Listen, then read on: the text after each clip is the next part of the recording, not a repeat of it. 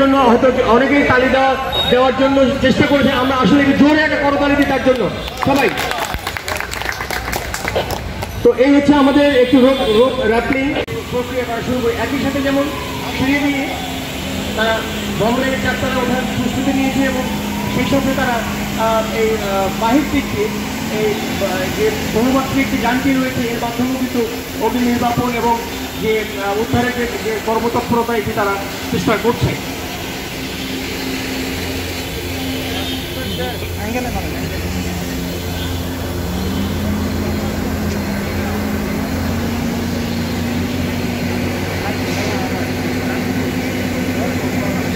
সিঁড়ি দিয়ে গিয়ে আমাদের একজন অগ্নি নির্বাপন একজন ফায়ার ফাইটার একজন আটকে পড়া লোককে উদ্ধার করে আনতে সক্ষম হয়েছে এবং তাকে প্রাথমিক চিকিৎসা প্রদান শেষে তাকে হাসপাতালে প্রেরণের যে প্রয়োজনীয় ব্যবস্থা সেটি কিন্তু তারা করতে পারবে। অর্থাৎ আমরা বলতে চাচ্ছি যে কোনো কিছুই থেমে থাকবে না। অগ্নি নির্বাপনের ক্ষেত্রে যদি কোনো যন্ত্র অথবা কোনো যান যদি তার অপারেটিং ব্যর্থ হয় সেক্ষেত্রে আমরা কোনো কিছুই থেমে থাকবে না। আমরা শুধু এই ম্যাগেরা যে মাল্টিস্টার 2 গাড়িটি রয়েছে তার মাধ্যমে যেটা আমরা আপনাদেরকে দেখাতে চেয়েছি, যেটা হাইড্রোলিক ত্রুটির কারণে এই মুহূর্তে আমরা আপনাদেরকে দেখাতে পারলাম না। তবে অগ্নি নির্বাপন এবং উদ্ধার কাজ পরিচালনার জন্য আমাদের যে অন্য পাশ দিয়ে যে আমাদের যে চেষ্টা সেটি চলমান রয়েছে। আমরা লক্ষ্য করছি যে ইতিমধ্যে কিন্তু তাদেরকে একে একে কিন্তু আমরা আমাদের যে ফায়ার ফাইটার রয়েছে তারা কিন্তু একে একে তাদেরকে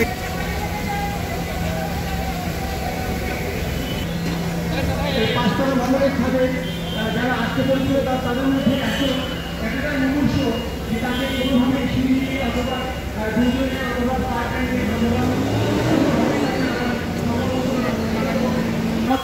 আমাদের এই উদ্ধারের ভাষায় এটাকে আমরা 2 পয়েন্ট সাসপেনশন পদ্ধতি বলে থাকি। এই 2 পয়েন্ট সাসপেনশন পদ্ধতিতে কিন্তু আমরা এই 5 তলা 6 তলা 7 তলা পর্যন্ত কিন্তু একজন রোগীকে অত্যন্ত নিরাপদে নিচে নামে আনা সম্ভব। অর্থাৎ যদি কোনো রোগী একেবারে অজ্ঞান হয়ে যায়, যাকে কোনোভাবেই সিঁড়ি দিয়ে অথবা তাকে ঘাড়ে করে বা কাঁধে করে বা পিঠে করে কোনোভাবেই যদি তাকে নিচে নামিয়ে আনা সম্ভব না হয়, সেক্ষেত্রে আমরা এই পদ্ধতি ব্যবহার করে কিন্তু একজন অজ্ঞান রোগীকে আমরা নিচে নামানোর প্রক্রিয়াটা আমরা করে থাকি এবং সেটি আপনাদেরকে আমরা দেখানোর চেষ্টা করছি। আমরা যে পদ্ধতিতে রোগীকে নিচে নেমে আসলো এটি হচ্ছে 2 পয়েন্ট সাসপেনশন পদ্ধতি। অর্থাৎ যদি কোনো ব্যক্তি অজ্ঞান হয়ে যায় অথবা খুব বেশি আহত হয়, পায়ে অথবা হাতে বা বুকে ব্যথা পায়, কিন্তু তার যদি কোনো জ্ঞান না থাকে, জানাচ্ছি আজকের এই মহড়াটি শুধুমাত্রই আপনাদের প্রস্তুতির জন্য। অর্থাৎ যে কোনো দুর্যোগে বা যে কোনো দুর্ঘটনায় ফায়ার সার্ভিস এসে যে ধরনের কাজ করে থাকে সেই সকল কাজের সাথে আপনারা কীভাবে আমাদের সাথে কাঁধে কাঁধ মিলিয়ে কাজ করবেন। এবং আপনারা লক্ষ্য করছেন যে ফার্স্ট এইড পোস্টে যারা আহত ছিল এবং যাদেরকে প্রাথমিক চিকিৎসা দেওয়ার প্রয়োজন ছিল ইতিমধ্যেই তাদেরকে প্রাথমিক চিকিৎসা দিয়ে যে অ্যাম্বুলেন্স রয়েছে অ্যাম্বুলেন্সের মাধ্যমে ঢাকা মেডিকেল তাদেরকে প্রেরণের ব্যবস্থা করা হয়েছে এবং যারা মোটামুটি সুস্থ তাদেরকে প্রাথমিক ট্রিটমেন্ট দিয়ে থাকে। সেখানে যদি বিষাক্ত গ্যাস থাকে সেখানে আমাদের ফ্রেশ এয়ার দেওয়ার জন্য ভেন্টিলেশন ফ্যান ইউজ করে থাকি এবং বিষাক্ত যেখানে প্রচুর স্মোক হয় সেখান থেকে স্মোক বাহির করার জন্য আমরা ভেন্টিলেশন ফ্যান ইউজ করে থাকি। এরপর হচ্ছে অ্যাসবেস্টস শেল্টার, যেখানে দেখা যাচ্ছে আমাদের কোনো ভিকটিম যদি আটকা পড়ে থাকে, যদি সেখানে যদি একটা আগুনের দেওয়াল থাকে, সেই আগুনের দেওয়ালকে টপকে ধরে সীমিত সময়ের জন্য 3 মিনিট সময়ের জন্য সেখানে ভিকটিমকে নিয়ে বাইরে আসা যায় অ্যাসবেস্টস মাধ্যমে। এরপর আপনার এখানে ফায়ার সোর্স যেগুলো আমরা ফায়ারফাইটিং করে থাকি, বড় ফায়ার যখন হয় সেখানে আমরা ফায়ারফাইটিং করার জন্য আমরা যে ফায়ার প্রুফ ব্যাগ ব্যবহার করে থাকি, একটা হেলমেট আছে এবং সেফটি বোর্ড আছে। এখন বিদিক অ্যাপারেটাস যেখানে দেখা যাচ্ছে আমাদের বিষাক্ত গ্যাস এবং যেখানে স্মোক থাকে, স্মোকের সেখানে যদি আমরা কাজ করতে না পারি, স্বাভাবিক শ্বাস প্রশ্বাস নিতে পারি না, সেখানে বাধাপ্রাপ্ত হয়, তখন আমরা দেখা যাচ্ছে ব্রিদিং করে সেখানে বিষাক্ত গ্যাস থাকুক আর যদি কোনো দুর্ঘটনার স্থান হোক সেখানে আমরা এই ব্রিদিং অ্যাপারেটাস করে আমরা সেখানে এখানে কম্প্রেসড এয়ার আছে, সেই এয়ারটা আমরা ব্যবহার করে সেখানে রেস্কিউ কাজ এবং ফায়ারফাইটিং নিরাপদে করতে পারি। এখন এখানে ডিফারেন্স কিছু ব্রাঞ্চ আছে, এই ব্রাঞ্চগুলো বিশেষ করে দেখা যাচ্ছে আমাদের বিভিন্ন ধরনের আগুনে কিভাবে কোন মুডে কাজ করবে সেই মুড অনুযায়ী আমাদের বিভিন্ন ব্রাঞ্চগুলো ইউজ করে থাকে। যেমন দেখা যাচ্ছে চিনির গুঁড়া এক ধরনের ফায়ারফাইটিং করতে হয়, পাটের গুঁড়ামে এক ধরনের ফায়ারফাইটিং করতে হয়, ওষুধের মেডিসিন দোকানে এক ধরনের ফায়ারফাইটিং হয় এবং সলিড ফায়ারের মধ্যে এক ধরনের ফায়ারফাইটিং করতে হয়, লিকুইড ফায়ারের মধ্যে এক ধরনের ফায়ারফাইটিং করতে হয়, সেখানে বিভিন্ন ডিফারেন্স ব্রাঞ্চগুলো ইউজ করে থাকে। এখন দেখা যায় বর্তমানে যে হাইড্রোলিক বলগুলি বিভিন্ন জায়গায় দেখা যাচ্ছে বিভিন্ন গ্রিল অ্যাঙ্গেল রড এই ধরনের বোল্ট থাকে, এই বোল্টগুলো দিয়ে কেটে আমরা বিভিন্ন জায়গাতে সাধারণত কেটে এই লকারের মাধ্যমে বোল্টের মাধ্যমে সেখানে প্রবেশ করি এবং দ্রুত আগুন নির্গমন করতে সক্ষম হই। বর্তমানে হাইরাস বনগুলো কিন্তু এমনভাবে তৈরি দেখা যাচ্ছে এই ওইখানে কোথায় যদি আগুন লাগে সহজে চতুর্দিক দিয়ে ভবনের ধোঁয়া স্মোক বাইর হয়, কিন্তু কোথায় ফ্লেম সেটা খুঁজে পাওয়া অনেক কষ্টকর। দেখা ফায়ারটা ছোট কিন্তু স্মোক এমনভাবে বাইর হচ্ছে যে মনে হচ্ছে বিশাল ফায়ার, কিন্তু আমাদের স্মোক ফ্লেম বাহির করা না পর্যন্ত আমরা ফায়ার ফাইটিং বা পানিতে সেখানে আগুন নির্বাপন কিন্তু সম্ভব না। এখানে একটু সময় লাগবে, দেখা যাচ্ছে আমরা থার্মাল ইমেজিং ক্যামেরার মাধ্যমে যেখানে ফায়ারটা আছে ফ্লেমটা আছে এই ফ্লেমটা খুঁজে বার করতে পারি। আর যদি ওইখানে কোনো ভিকটিম যে অজ্ঞান হয়ে পড়ে থাকে সেই ভিকটিমকে আমরা এখানে মধ্যে থার্মাল ইমেজিং ক্যামেরার মাধ্যমে আমরা দেখতে পাই। নেগেটিভ আকার থাকে দেখা যায়, যত হিট করবে তত লাল আকার ধারণ করবে, কমলা আকার ধারণ করবে। স্যার ট্রান্সমিশন ক্যামেরা স্যার, যেখানে হাইড্রোজেন বন্ড যদি কলাপস হয়ে যায় সেই কলাপস কখনো দেখা গেছে আমাদের অনেক সময় ব্যাপার উদ্ধার করতে অনেক সময় পড়বে। সেখানে আমরা ইনস্পেক্টর একটা হোল তৈরি করে সেই হোলের মধ্যে ল্যান্সটা প্রবেশ করে দিয়ে সেখানে দেখতে পারে কোনো ভিকটিম আছে কিনা। যদি ভিকটিম থাকে সেখানে কাজ করবে, না হলে আমরা সমাজ করবো, অন্য কাজে আমরা কাজ করবো। সেখানে এই ট্রান্সমিশন ক্যামেরা ইউজ করতে। ধন্যবাদ। যে ইকুইপমেন্টগুলো ছিল সেগুলো সম্পর্কে পরিচিত হলাম। এই অংশটুকু কিন্তু শুধু উদ্ধারের কাজে ব্যবহার করা হয়েছে, সেটুকু আমরা তুলে ধরছি। শুরুতে আপনি দেখছেন, আচ্ছা এইটির নাম হচ্ছে রোটারি হ্যামার জেল। আপনারা কিছুটা জানেন যে আমাদের বাড়িতে আমরা যখন কোনো কিছু ড্রিল করতে চাই, পর্দা লাগানোর ক্ষেত্রে বা ইত্যাদির ক্ষেত্রে আমরা কিছু ড্রিল মেশিন ব্যবহার করি। তবে এই ড্রিলটা সেই ড্রিলের চাইতে কিছুটা ভিন্ন। আমরা যখন রেস্কিউ কাজে যাই সেক্ষেত্রে এই ড্রিলের কাজ হচ্ছে যে আমরা কোনো জায়গায় প্রবেশের ক্ষেত্রে, কোনো হোল তৈরি করার ক্ষেত্রে অথবা কোনো লক লাগানোর ক্ষেত্রে কিন্তু আমরা এই ড্রিলটা ব্যবহার করে থাকি। এরপরে রেসিপিউটিং স, এই রেসিপিউটিং স দিয়ে আমরা আয়রন এবং স্টিল, লোহা এবং যে টিন, এই দুটোই কিন্তু আমরা কাটতে পারি। এবং আমাদের যে প্রয়োজনে উদ্ধারের কাজের প্রয়োজনে আমরা যে যদি কাঠ কাটার প্রয়োজন, যেমন আপনাদের বলি যে একটা ভবন যদি ভেঙে পড়ে, ভবনের মধ্যে এই যেমন ছাদের সাথে রডের একটা সম্পর্ক রয়েছে, জানলাতে গ্রিলের একটা সম্পর্ক রয়েছে এবং জানলা এবং দরজাতে কাঠের একটা সম্পর্ক রয়েছে। এই বিষয়গুলো কাটার জন্য কিন্তু আমরা এই রোটারি যে রেসিপিউটিং স এটি আমরা ব্যবহার করে থাকি। এবং আপনি দেখছেন যে এই ব্লেডটি হচ্ছে আমাদের উড কাটার জন্য এবং আরেকটি ব্লেড রয়েছে সেটি হচ্ছে মেটাল কাটার জন্য। দুটো আলাদা ব্লেড আমরা ব্যবহার করে থাকি। চিপিং হ্যামার, চিপিং হ্যামারের বিট দেখে হয়তো আপনারা একটু আইডিয়া করছেন যে এটা মূলত আমরা কংক্রিটকে ছোট ছোট চিপ করার জন্য কিন্তু এটা ব্যবহার করে থাকি। যে যারা আপনি দেখেছেন যে রানা প্লাজায় যখন আমরা কাজ করেছি আর পুরো ভবনের ছাদ তো একসাথে কাটা সম্ভব না, সেক্ষেত্রে আমরা 3 ফিট বাই 3 ফিট একটা স্কোয়ার একটা হোল তৈরি করতে আমরা কিন্তু এই চিপিং হ্যামারগুলো ব্যবহার করে থাকি। এরপর হচ্ছে রোটারি রেস্কিউ স, এটাও ঠিক একই কাজ। আমরা যদিও এটা ছোট ছোট কাজের জন্য ব্যবহার করা হয়ে থাকে। আর এটি হচ্ছে যদি আমরা লম্বা একটা টান দিতে চাই, যে আমরা লম্বাকে টান দিয়ে তারপরে ছোট ছোট করে চিপ করবো, সেক্ষেত্রে আমাদের এই রোটারি রেস্কিউ সটা ব্যবহার করা হয়ে থাকে।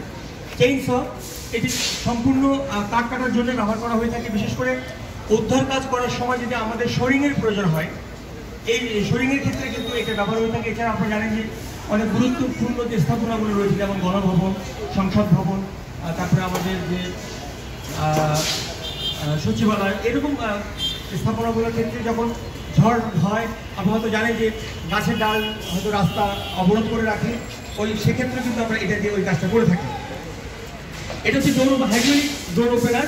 এটা হচ্ছে মানে হাইড্রোলিক যে পাওয়ারের সাহায্যে এটা চলে থাকে। এটা মূলত 2 জায়গায় আমরা ব্যবহার করে থাকি।